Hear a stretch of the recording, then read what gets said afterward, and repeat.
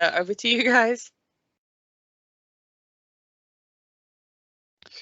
Cheers, Nikki. So yeah, morning everybody. Thanks for joining. I'm Rich Thornton, as it says there, the Veeam business manager within Arrow. A lot of you may know Arrow. For those of you that don't, there might be a little bit of info here that those that are even familiar with Arrow might not know. But we're a global distributor, an aggregator across globally. I think there's 1,000 different vendors that Arrow actually work with. Rather than just being that value-added distributor and aggregator, Arrow ECS is also part of Arrow Electronics, as it says there, and they do a lot around the components, so accessing boards, sensors, chips, all that sort of thing. So one of the good things that Arrow can do is actually help you put together whole new solutions. So rather than just selling you, you know, a server or some storage or a piece of software, if there's certain projects or things you want to take to market, working with Arrow Electronics, we can actually source those pieces together and help you try and build your own solutions. So a lot of people will probably just know us as that disty point of contact, but we very much do a lot more than that. And as it says there, my sort of role within here this session today is I'm the Veeam business manager within Arrow, so I work obviously very closely with partners, but that procure directly through Arrow, but also then supporting other partners like Richard at virtualDCS to help support a community of people who need access to pre-built services. So I'll hand you over to the other Richard, who can introduce himself now. Thanks, Richard. Right, yes, I'm Richard May from virtualDCS. virtualDCS has been going since 2008, and we basically specialise in infrastructure solutions, backup and business continuity. We do all that from our own platform, so we're not pushing it onto third-party hyperscalers, AWS, etc., etc. And we were there's a few now, but we were the first Veeam approved partner. So I'll come on to that a little bit more later on. We're also Veeam's only channel focused partner, so channel first. So we basically have taken the move that that we are just going to deal with the channel, not with the end users. So the reason it says is what we don't do at the bottom is we don't do first line support. We don't sell laptops. We don't we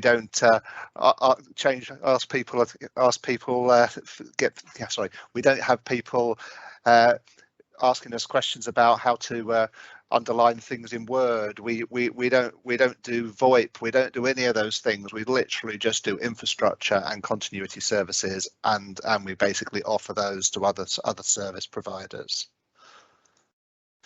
So this presentation is very much about the Veeam switch and why they're doing it. So Veeam have announced that as of the 1st of July that they will cease to be selling their socket licenses, and that basically affects nearly all the Veeam licenses. VBR, it affects the Availability Suite, Essentials. So all of these products will no longer be available on a socket licensing model. So why is Veeam doing it? So decided just to pull some of Veeam's slides to help explain this. So basically Veeam's doing this because the industry is moving towards a consumption-based model anyway.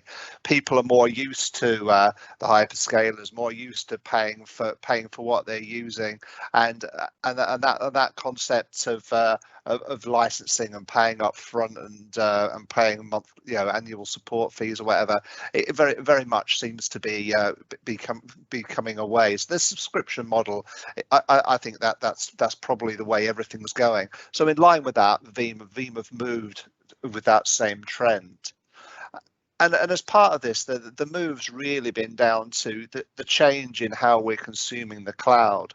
So we've sort of gone from having a lot of our workloads on site through to consolidating them, introduction of virtualization, and you can see this graph, this sort of progression towards the hybrid cloud. And what Veeam are saying in their data protection report is that the mixture is changing, with about 29% of people now having physical servers, 23% having virtual servers, and then 47% have moved to this more hybrid cloud server in the cloud sort of architecture. And as a result of that, the necessity to change their licensing models that sort of come about, and this is because really, how do you have a socket license on an Azure tenant? You can't really look to license the underlying tenancy of that. So the whole way they've done it, and the way they're now focusing on these workloads rather than on sockets, it has really become something they couldn't really get away from with the current licensing model that simply wouldn't have continued to work. So this graph's all about the shift, the cloud going to the moon, as it says on there. Again, another Veeam slide, but this is all about the fact that 96% of companies are now using the cloud in some way, shape, or form. Obviously, this has been accelerated through things like COVID and stuff like that. But 96% of organisations using the cloud, and then when it comes on to backup, Veeam are predicting that 81% of people will start using cloud backup over the next 2 years, and then following that, we've got here 51% of all DR will be cloud-based by 2023, and that the DR base really does make a difference. Given do you really need all your own tin somewhere else just in case, when there's all these resources sat around? So Veeam is very much encouraging partners, very much encouraging people to work together, very much encouraging the Veeam ecosystem. So they're basically looking at people like virtualDCS, and given that we're specializing using their product, encouraging people maybe to white label our products, or to work with us to deliver those gaps in their service portfolio. So we've sort of ended up then with 3 licensing models, 1 current and soon to go, and 2 new ones.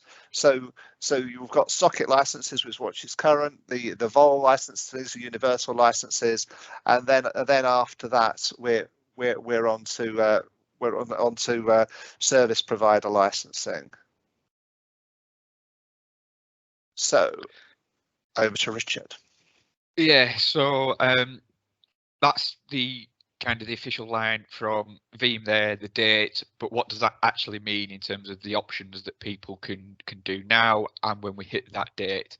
So this is just a simple table that splits that out. So effectively the top line, where we are now up until the 30th of June, everybody's got the option to go both ways. So for existing customers that are on socket licenses, they can buy vol licenses now. They can take those socket licenses and migrate them across to vol, transition the existing what they've got.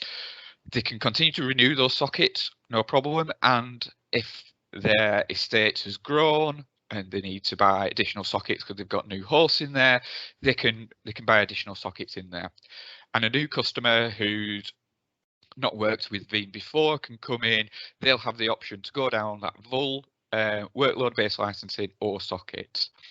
So completely open access to existing and new customers. When we get to that half point in the year and we transition over, basically anybody that's brand new to Veeam in terms of an end user will only get the option to go down the vol route. They won't be able to get pricing around buying sockets, so they'll have to start looking at the workload count. Somebody who's already on socket licenses, they can continue to renew those sockets, not a problem. But if they're in that situation where their estate has grown, they can't buy additional sockets. So at that point, they would be looking at having to transition across to vol. So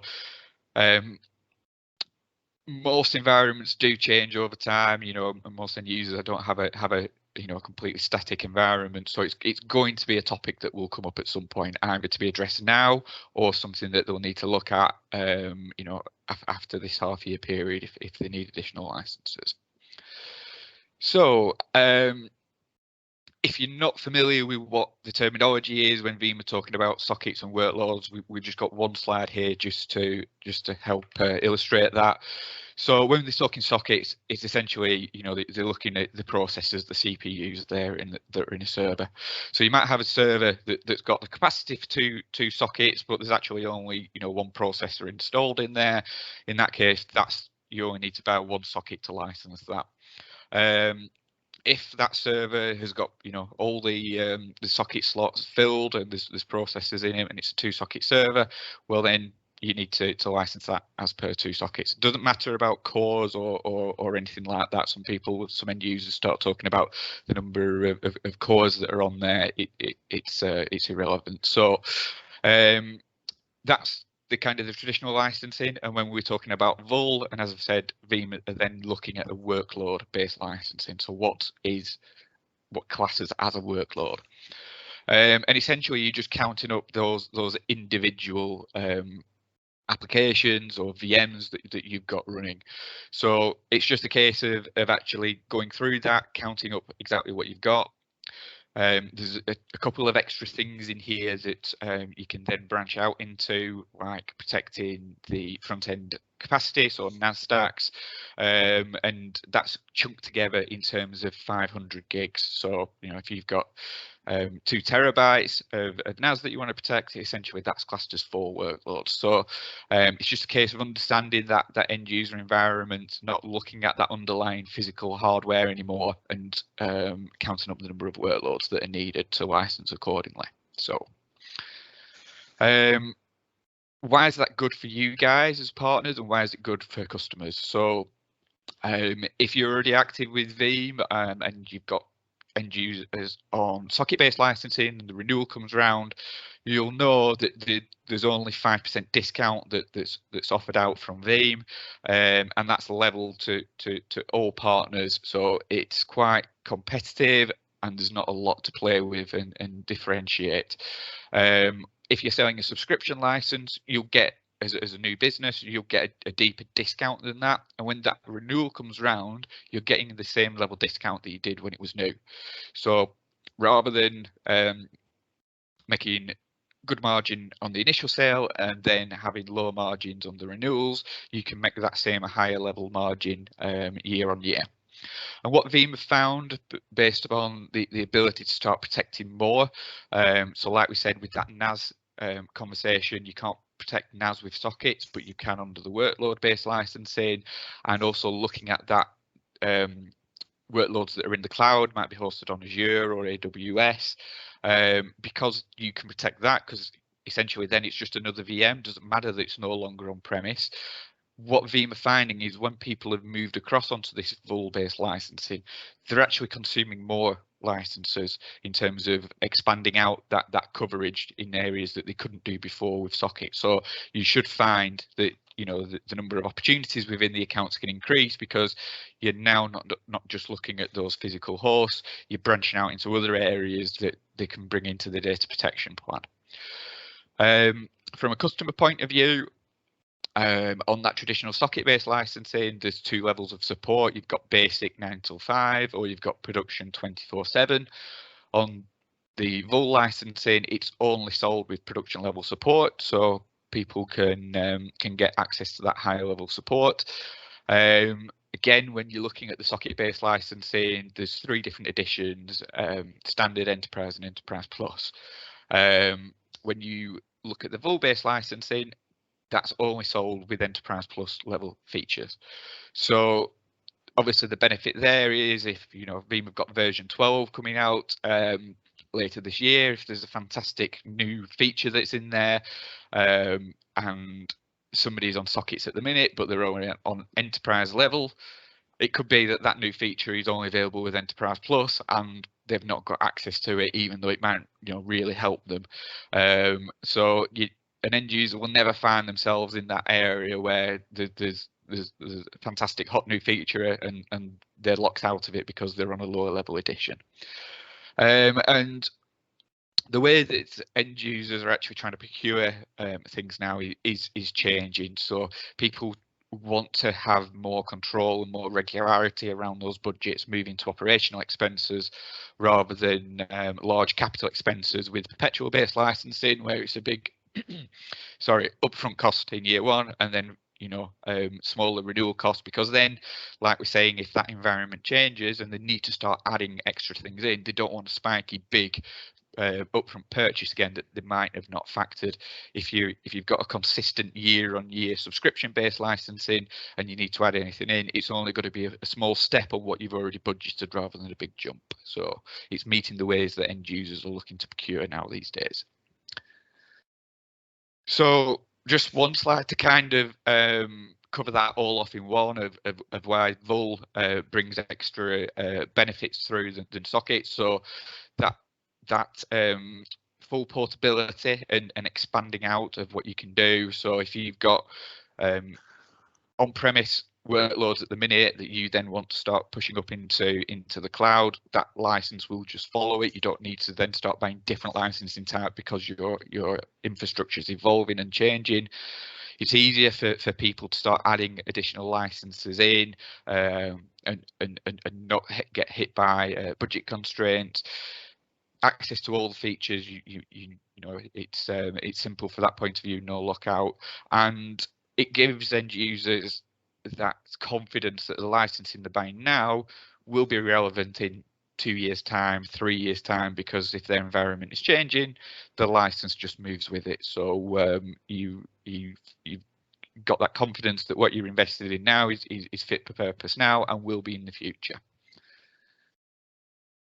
So obviously one of the natural questions is okay, so if I want to try and look at somebody to migrate across, who's the best people to try and target for this? So people who need additional features, they might be on those lower standard or enterprise levels, you know, and if continuous data protection is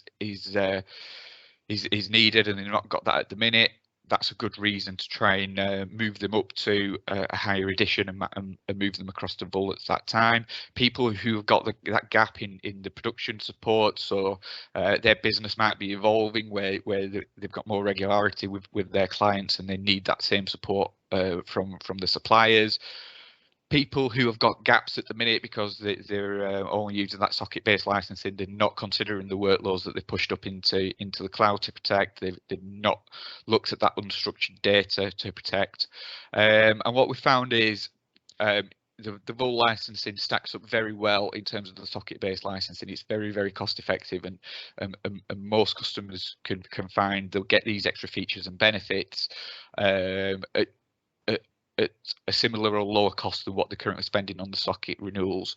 So the other side of it is the more licensed sockets that you can start to put together, the bigger those benefits and savings start to come out. So if you've got clients that have got multiple licenses with different end dates, it's a good opportunity when one of those renewals that comes up is to try and look at co-terming it together, put it all into one package, and then consider the VUL migration as an alternative and see how they stack up against each other. And like I said, you know, it does compare very favorably. So what are the steps then if you actually, you know, want to see how this all works and compares against each other? So if that end user is interested in migrating, great. If they're not and they just want to proceed with their standard renewal, completely fine, they can do that, not a problem. There's a list there. I won't read it all line for line in terms of, well, what information do we need to migrate? But if you're the incumbent and you've supplied that licensing to the partner, to the end user rather, you will know that yourself. You can get access for that, all your renewals in Veeam Pro Partner. Obviously, you know, if you work with Arrow, you can come to us and we can provide that information, provide you the details around that. But it's just finding out, you know, what products have they got at the minute? How many sockets have they got? What type of end user are they? How long do they want to consider that renewal? And how many workloads have they got? So doing that analysis of counting up the number of VMs, the number of application servers, and coming back with a workload count that's needed. Okay, so service provider licensing. So what's the difference? What's the difference between vol and service provider licensing? So the main differences are on the slide here. So when you buy vol licenses, you buy them in packs of 10. That means that if you need one workload, 9 workloads, 5 workloads, you buy 10 workloads. So on a CSP model, if you want one, you buy one. Two, etc., etc.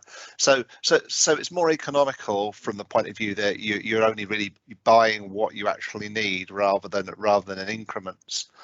The vol licenses is an upfront term, so you buy it up front, 1, 2, 3 years, etc., etc. Whereas your CSP licensing is monthly. So licensing and using the services through us, they're very much a monthly bill, not an upfront term bill. Veeam Vol, whilst there's the advantages of having Enterprise Plus for everything, having all the features, through buying a service provider, through buying the service provider model, you've got more options. So you can still got your standard and Enterprise Plus, all those different options that you'd have had before, which means that potentially there's quite a big saving if your customer doesn't need any of the higher features. They could just start with standard as they are at the moment, and obviously that's going to be a lot cheaper for them. Who supports it? So vol licenses supported via Veeam. If you're coming down the CSP route, the licenses are very much part of a service offering and therefore supported by the partners. So by us if you were getting them through us. Margin. So depending on your level, gold, bronze, standard, etc., then your margins on vol licenses are between 8 and 17%, and there is an extra 10% available on a deal edge. By coming through virtualDCS for your solution, your margins are between 15 and 35%, and I'll explain that a little bit more later. But it's regardless of what your Veeam status is, so it doesn't matter what your Veeam status is. They're the margins that are available for you. And then another big difference is vol is just licensing. So if you're buying vol licenses, you are just buying a license, whereas CSP licensing are very much part of a service.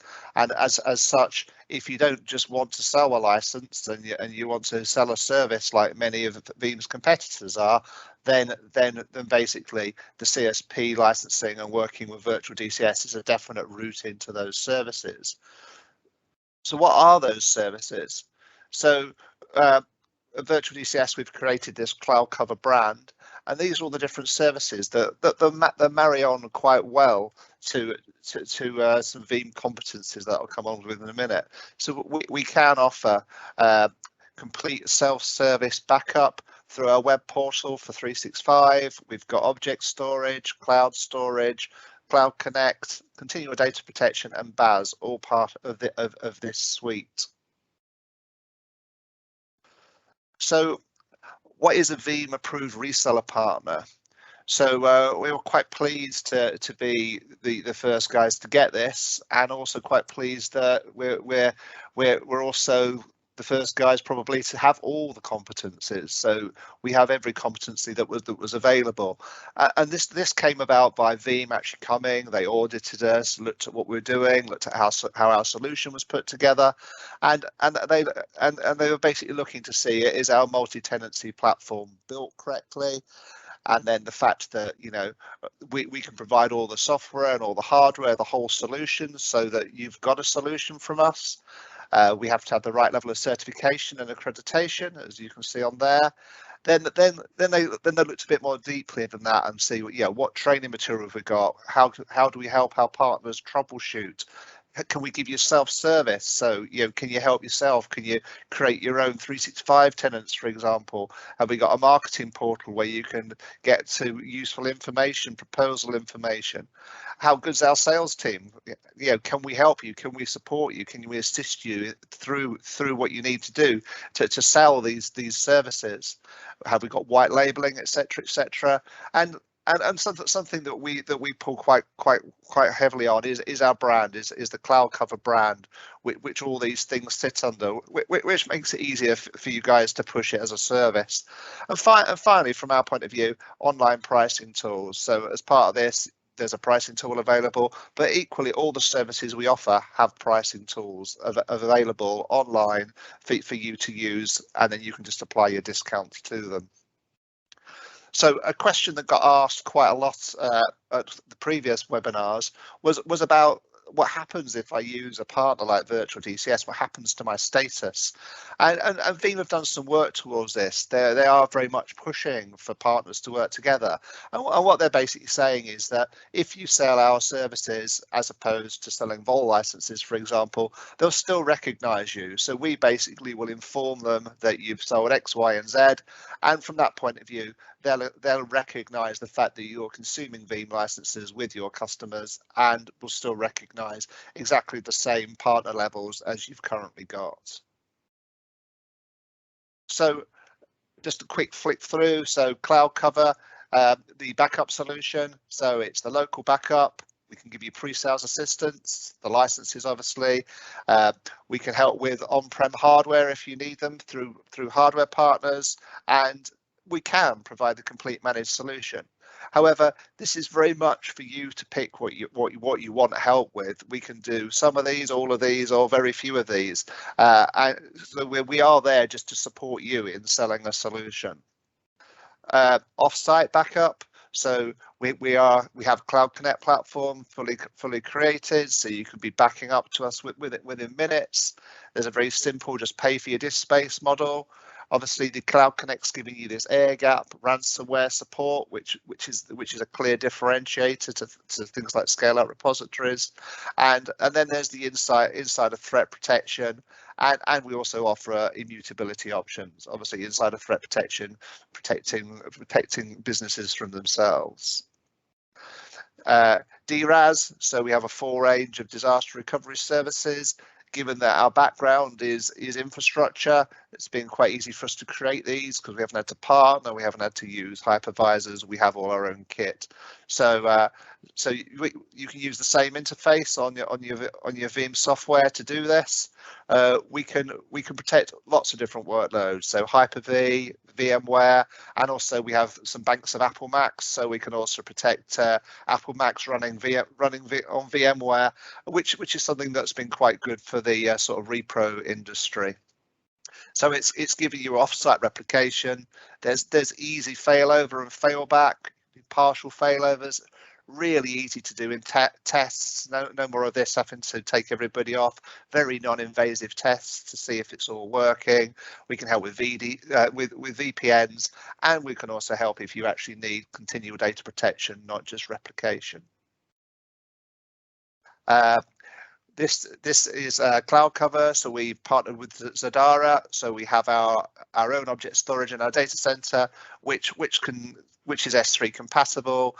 Big difference, no transaction charges as you'd get with the hypervisors, no additional charges. You're just literally paying for the storage that you're using. And this is very useful for things like scale out repositories. It means it can work with other backup vendors if you so wish. And you've sort of got that surety that it's in the UK, it's in a UK data center, so it gives you that sort of data sovereignty protection as well. So then finally in the stack is Office 365. So this is a product that we've put quite a lot of work into.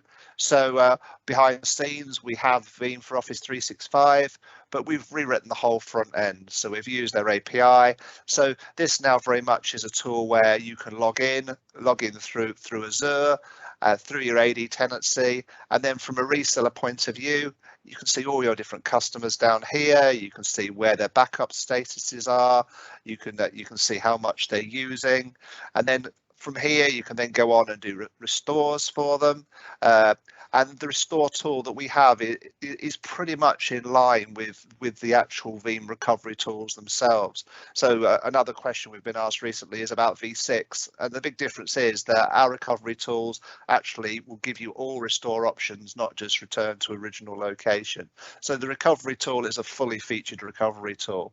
And then in addition to that, you can also manage your jobs, or your client can manage the jobs all through the web interface, and also they can sign up through the web interface and create all their tenancy links. All that's all managed in an automated fashion. So it makes it quite a good way to consume Veeam at the back end. So why is it good for you? Well, on average, we can actually beat vol licenses by up to 50%. And that's because of all the different license options we can offer that are different to vol. So actually paying for what you need, etc., etc. There's more margin in it. So we give 15% off on all our license solutions, service solutions. However, if you are using your on-prem solution and you start using our Cloud Connect solution, we'll actually give you 35% off your on-prem licenses that for your managed service on site. It's a complete solution. So rather than just trying to sell a license to someone, you've got a solution that can go up against your Barracudas and your Dattos, because it's got all the extra features in that you'd get from a service that you don't just get from just selling the software. And from our point of view, we're there to help. We're channel only. We'll help you as much as you need. If someone goes Googling us, we're a channel partner. So that's what we do, because we just focus on our strengths. From your customer point of view, as I say, they're only paying for what they're needing. They don't need Enterprise Plus. Why pay for it? They don't have to have it every time. There's a lot more flexibility on the workloads. Obviously, if you're paying for 5 years up front, you're pretty much stuck with what you've bought. So that gives you a lot more flexibility to really move your estate, because your estate won't stay the same for 5 years, particularly with moves to things like PaaS solutions and stuff like that. And then also, it's just the ability for customers to easily add additional services on. So they're on-prem already and they want to get some off-site backups or some DR capability. It's all very, very easy to implement. So I'm now going to hand you back to Richard, and he will explain our pricing tool. Yeah, thanks very much. So one of the things that we did is we wanted to try and make this process of trying to understand, well, what's the best option for my customers? Because now, like Richard said at the start, you've essentially got 3 different license options that you can do. You've still got the continuing with your sockets, you've got moving across to that workload vol licensing, or this service-driven CSP offering. So what you don't want to do is focusing on the wrong areas or miss opportunities, because you don't know how all these compare together. So together, Richard and I put together this simple tool. What you can do with this is, in the green boxes on the left, you basically fill out what that end user currently has. So like I said before, when we looked at well, what do you need to know in terms of a migration? So what you've got there is, well, what products are they running at the minute? Is it VBE? Is it backup and replication? Is it VAS? What edition have they got with that socket-based licensing? Standard, Enterprise, Enterprise Plus? And you pull these, they're just picked down from a drop-down list. Are they running production or basic level maintenance? Is it a commercial end user or public sector, education? How many years are they wanting to do that renewal for? And finally, how many sockets have they got? When you fill in that socket box, basically then just below and over to the right, it will automatically calculate the list price or MSRP price of that particular renewal and config. So you're getting that street end user price straight away. It's dynamic. You're not having to come through to your distributor and ask for a full quote on it. You're getting that that accurate list price here within the tool. Just below that, what it then does, in this case, obviously it's 3,800 for that that socket renewal, it then says, well, if I was taking that 3,800 investment and I was comparing it to moving across to the full licensing, how many workloads would that buy? In this particular example, it's coming out around about 30 workloads. So that's your break-even point, really, and saying, okay, well, I can either invest 3,800 and renew the sockets, or if I was spending 3,800 on full licensing, it'll buy me the equivalent of 30 workloads. So what you can then do with your end user, if you know that their environment intimately, because you know you do a lot of work in there, or you're managing that for them, you'll be able to easily see, well, how many workloads have they got. If not, what you can do is then start to have that conversation with them around how many workloads do you think you've got? Is it around about 30? And if they come back and go, oh no, we've definitely got nowhere near that, we might have 20 at most, you can say, right, well, we can definitely save you some money here, we can give you additional benefits and features that you can't get at the minute. At the bottom, we've got a second tab there, which has basically got some more information about workloads. So there's that little table on there around, well, what is a workload that we looked at the start. So if that's not at the top of your mind, or the end user themselves doesn't understand what we mean by a workload, you can just ping that table across to them so they can go and do that count up. There's various bits of other information around that, those benefits that an end user has for moving across. So if you need to have that conversation and tell them the additional benefits and flexibility they get with full licensing, you've got that within the tool as well. So yes, we've got that list price. We know roughly what that break-even point is in terms of workload count. So if you then find that workload count in the next section, again, you're just filling in green boxes, and you can just start to fill in, okay, so they've got X amount of VMs and this number of workstations, servers, application servers that they're protecting. What that will then do is it will say, okay, well, that we'll compare that into how many packs of Vul that you need, and what's that price to migrate them across to Vul. So there you can see it's working out around about £600 cheaper to actually move them across to the Vul licensing than what the socket-based licensing is. So again, you're not having to figure out those costings yourself or come through to Arrow to get those costings. The tool's giving you that side-by-side comparison here. Obviously, if you then think, well, yeah, that's great, let's go and get an official quote, you can reach out to us and do that. Just below that section, what we've got is the third offering, which is the CSP. So basically the workload levels that you've just filled in, and obviously the initial socket information, it takes both of that together, and it says, if I was looking at the CSP model, what licensing type and configuration would I need for that? And here it then spits out, again, all automatic, so you don't need to fill any of that in yourself. It's using the information that's already there. It will tell you on the CSP model, well, what would that price be on a month, on an annual, 2, 3, 4, 5 year basis.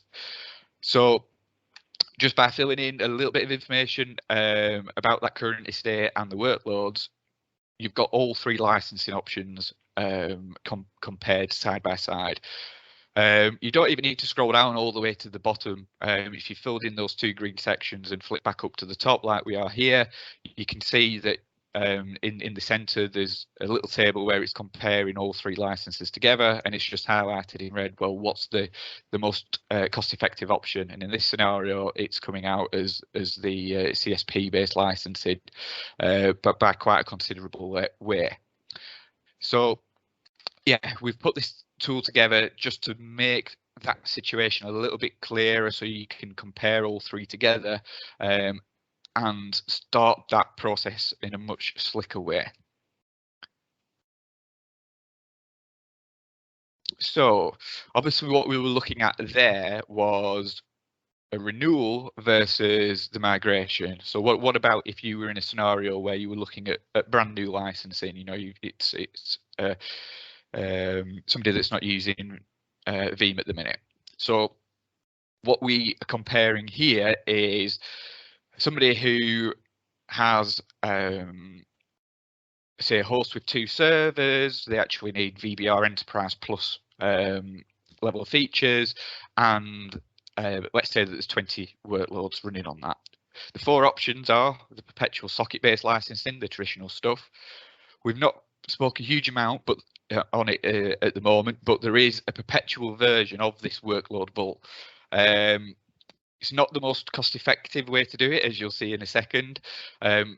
Most of what Veeam is selling on the Vault side is that subscription, and like we were saying, that's for that regular, annual OPEX style of operation, or then this service side. So we have built this out so that year on year you can see how that stacks up. So, like I said, the perpetual based workload is not commonly looked at because it has that highest cost of entry, and even year over year it still works out the with the highest price to do that. Obviously, if you've got somebody that wants that workload based offering, and for whatever reason their policy is that they've got to own that license, at least there is that option there for them. If you're comparing the perpetual socket versus the subscription workload, which is the most common case, as you can see there, the break-even point between the two comes around about that 4th year where they touch, and then it starts to transition over where the perpetual socket-based licensing is cheaper. The service offering there is in line with all that as well. So people are getting that extra flexibility, and it's not costing them any more than what that resale option would be. The other benefit here, obviously, is that graph is comparing Enterprise Plus level. If they didn't need that, all the features in that Enterprise was the same, or Standard, was suffice for that end user's need, that yellow line would become shallower and move away. The other element in that as well is, well, what's going to happen in 3 years' time? Is what they've invested in now fit for purpose in 3 years' time? Is it relevant for 3 years' time? Do they need to scale up or contract back down? You can do that with the service offering, because you can take it on a month-to-month basis, whereby on the resale side, the minimum term that you're either buying up front or renewing it is a 1 year period. So you've got that extra flexibility where that yellow line could move up or down as it needs to. It's less likely to happen in the other situations. The other side of it is, well, let's say that environment wasn't at that level of density in terms of the number of workloads that are on there. Let's say that there wasn't 20 running, there was only 7. Well, how does it look then? What you can see here is, that blue line, the perpetual socket, hasn't changed, because it didn't matter whether they had 7 workloads running there, 15, 20. The underlying socket hasn't changed, so that price is fixed.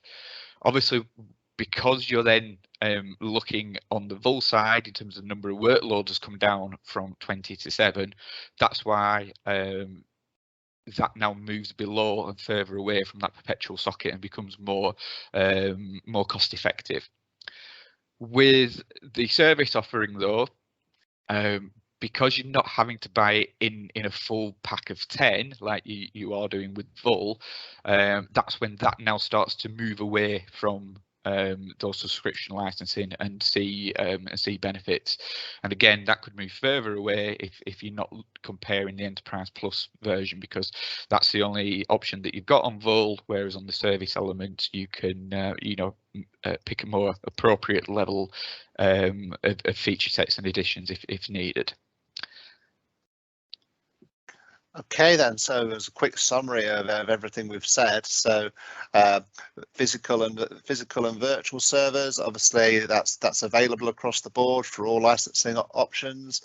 The cloud option workloads are very much just available through your volume licensing and the service provider licensing. Obviously, enterprise features are available across the board. However, if you don't want enterprise features, don't need them, then really it's your socket licenses or your service provider licenses is your best option. The margin, so there's there's very little margin on your socket renewals, 15% on your vol licenses, and as we sort of covered before, 15% plus on your service provider licenses. There are government and educational discounts available on vol and service provider licensing, not so much on the socket licensing. And then the sort of Veeam managed service aspect of it. So, service provider licensing isn't a license in its own right. It is a service, and therefore there's all the different services that you can offer and wrap around to create that sort of protection and cover for your customer. And then finally, monthly billing.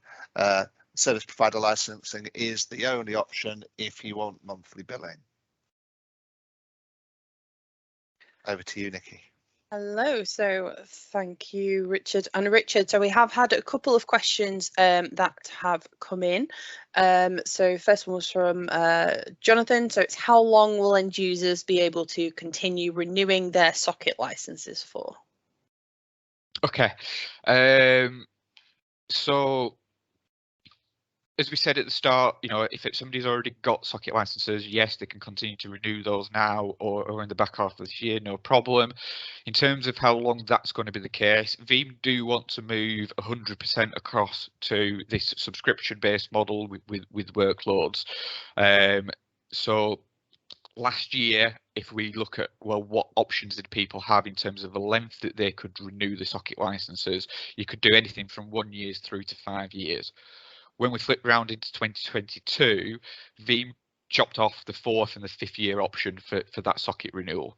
So that's putting a line in the sand of 2025 that somebody here and now today can actually renew their socket licensing out to. And because Veeam want to completely phase out that socket option, ultimately this isn't official, but this is how I'm seeing it. What I expect is when we roll around into 2023, they'll probably then chop off that 3-year option. So next year, you'll only be able to renew for a 1-year term or a 2-year term, again, taking you to 2025. So that's not been officially said by Veeam in writing or anything, but because they've chopped off 4 and 5 years, currently, I'm thinking, 2025 is the foreseeable future that you've got. Thank you. Hopefully that answers that question for you. So another one was, can an end user mix license types together in the same estate?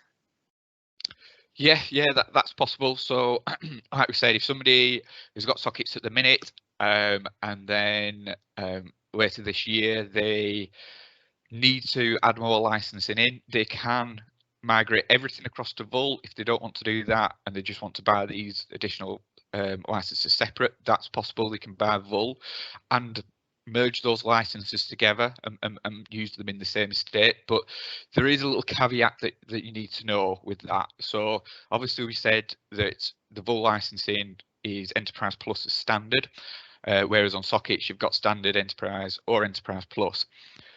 The addition of the socket-based licensing takes precedent in this scenario when you've merged and mixed the licenses together. So if somebody say is only running Enterprise on their sockets, they buy the full licensing with Enterprise Plus and deploy them in the same estate, the Enterprise level on the sockets will pull the Vol license down to that same edition. It can't handle mixed features edition sets in that same license. So if there is something within Enterprise Plus on the Vol licensing that somebody needs, that's when they'd have to look at migrating everything across. Okay. Great, thank you. Again, hopefully that answered that question for you. And the last one we got through was, what is the grace period for socket license quotes? Yes, so obviously we said the date was the 1st of July. Veeam are saying any quotes that for socket-based licensing new sockets will be valid up until that date. Nothing beyond that. The reason for that is it was October last year when Veeam announced the sunsetting of sockets, and then regularly every month or so they're communicating that out to the market that look, this date is coming, get ready for it. So they're saying that everybody has had ample warning about this. So yeah, if there is a situation where somebody knows that they need socket licensing, they need to get it done before the end of June, because after that date, basically that offer will come off the table and they will have that vault. Thank you very much. So I think that's probably about all the time that we've got for the questions and everything. So if you do think of anything that you want to ask, the contact details are on the screen right now. If you'd like a copy of the pricing tool, if you haven't done so already, email partner@virtualdcs.co.uk and we'll get that out to you today. And if you want to obviously access the service prices as well, just click on that link when we're there. So Fab, thank you very, very much for joining us, and thank you to Richard and Richard for presenting. So hope to hear from you soon, and we'll send these details out for you shortly as well.